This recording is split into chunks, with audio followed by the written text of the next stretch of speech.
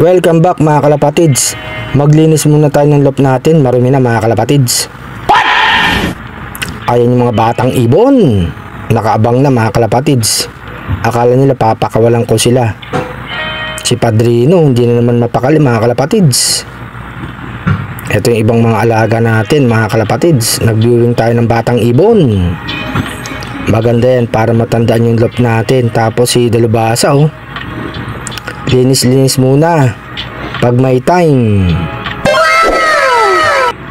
Eto nga si Arcelo mga kalapatids, pasayaw-sayaw pa. Happy blessed Sunday.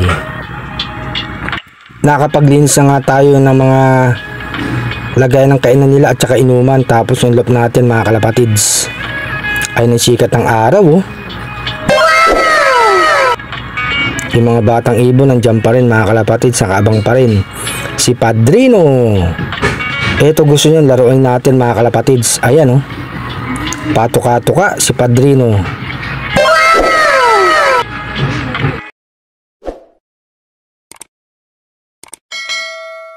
Sayaw-sayaw muna kami ni Padrino.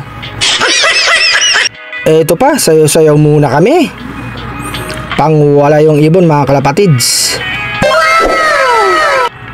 Tapos ito si R.C. Stichelbout, ang matibay na ibon. Harap natin sa magandang ibon mga kalapatids. Ang pogi, di ba? Ayan R.C. Stichelbout.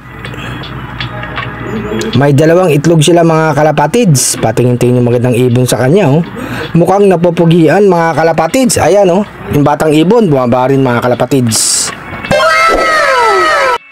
Ito nga yung anak niya. Binuwing natin mga kalapatids. Tatay mo si R.C. Stichelbout, sana maging katulad ka na itong ama mo. Ito nga mga kalapatids yung magpares natin. May dalawang itlog, naglilimlim. Ang babaeng Stichelbout mga kalapatids.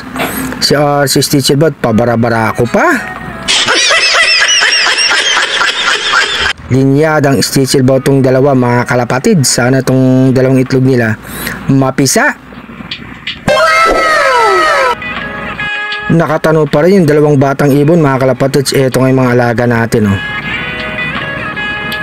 Ayan sila mga kalapatids. Malulusog naman sila.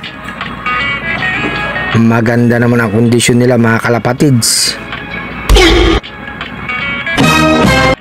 Nakawala nga si Dalubhasa mga kalapatids. Bukas pala ang pinto.